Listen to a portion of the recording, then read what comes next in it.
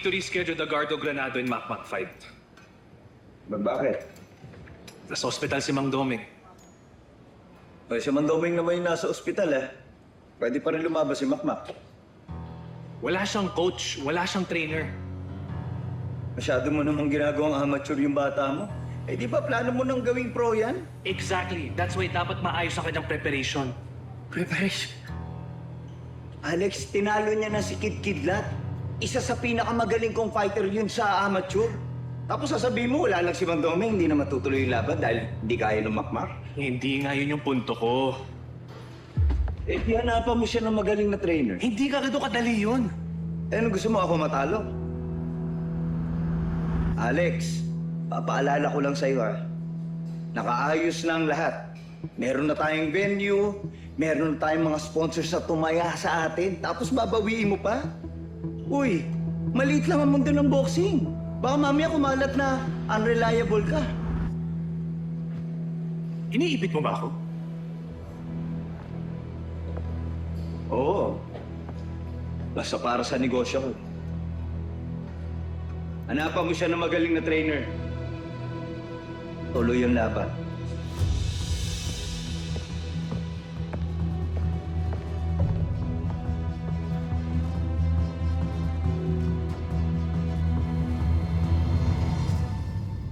Hindi na natin napuntahan yung bangko, Mungdo.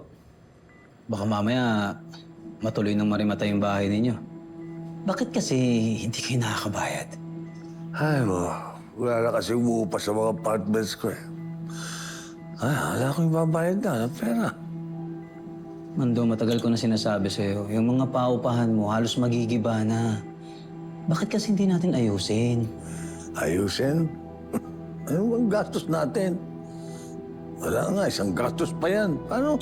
Bayaan mo na lang. Mando, paano bahala na? Kabuhayan mo. Lo! Oh. Hey!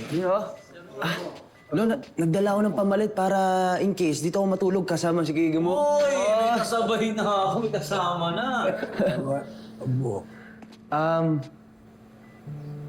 Nakasalubong ko po kasi si tatay kanina. Aalis na siya sa tenement. May dalang mga bag. Ano sinabi mo? Wala ho.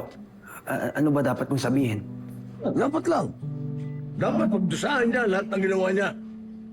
Ewan ko ba, Lo, naaawa ako eh. Siyempre, nagpapawa.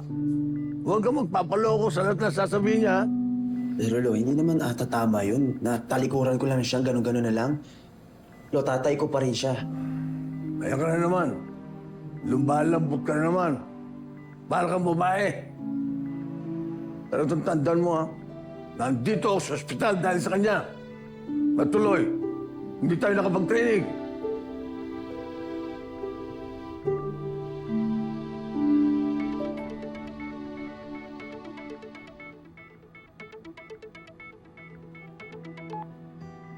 Hello. Mang Doming! Oh, Lex. Tumawag lang po ako para i-update ka tungkol sa laban ni Macmac. Tuloy po laban niyo. Alex, nga pala, hindi pa handa si Makmak. Wala po akong magawa. Mapilit si Kaloy. Pero may ilang linggo pa naman bago yung laban niya para makapag-prepare naman si Macmac para sa fight niya. Pero sabi ng doktor, hindi pa ako pwedeng mag-coach. Hindi ko pa pwedeng i-train si Makmak. Hindi ka ba nakakaintindi? Sorry, Mang Doming. Hindi niyo po ata ako naintindihan. Wala tayong magagawa. Kasado na ang laban. Pero susubukan kong kausapin yung mga trainers ko. But whatever happens, kailangan natin magawa ng paraan para maging fight ready si Macmac.